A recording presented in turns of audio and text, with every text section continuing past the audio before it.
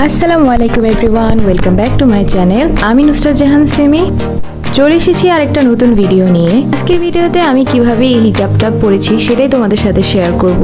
So if you new here please keep on watching.